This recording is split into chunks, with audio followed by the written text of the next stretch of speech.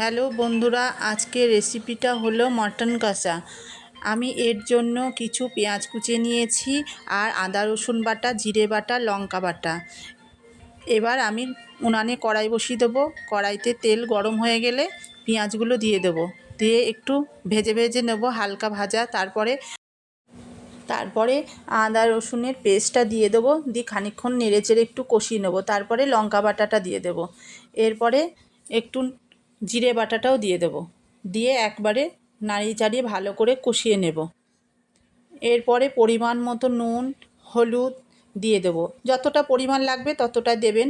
আমার যেটুকুনি লেগেছে আমি সেটুকুনি দিয়েছি, দিয়ে নেড়ে চেড়ে ভালো করে মশলাটা কষিয়ে নেব।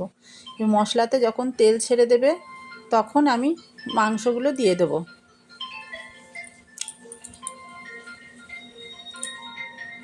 দেখুন সুন্দর তেল ছেড়ে দিয়েছে।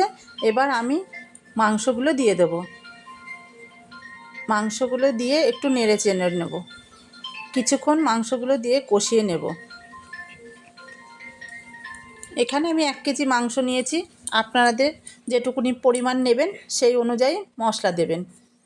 তারপরে এগুলোকে ভালো করে কষিয়ে নিতে হবে। আমি কিন্তু এখানে আগে থেকে সিদ্ধ করে নিইনি, আমি কড়াইতেই পুরোটাই কষিয়ে নিয়েছি ভালো করে। এবার সুন্দর করে কষিয়ে নিতে হবে। কষানো হয়ে গেলে তারপরে একটা গামলা ঢাকা দিয়ে দেবলাম কিছুক্ষণের জন্য। এবার কিছুক্ষণ পরে ঢাকনাটা খুলে নেব, আবার একটু ভালো করে নেড়ে চেড়ে কষিয়ে নেব। দেখব যে মাংসগুলো ভালো করে সিদ্ধ হয়েছে নাকি। একটু সিদ্ধ হয়ে গেলে এখানে আমি জল ঢেলে দেবো একটু, যেহেতু মাংসটা সিদ্ধ করার জন্য। আমি সেরকম বেশি জল দিইনি, যেহেতু মাংসটা কষা কষা করব বলে। এবার দেখুন মাংসটা কি সুন্দর ফুটে গেছে। এবার সুন্দর মাংসগুলো দেখেন, আলু এখানে আমি দিই নাই, শুধু মাংসটাই করেছি। মটনটা শুধুই কষা হবে, একটু গ্রেভি গ্রেভি করব এর জন্য। এবার দেখুন হয়ে গেছে আমাদের মটন কষা। আপনারা খেয়ে দেখবেন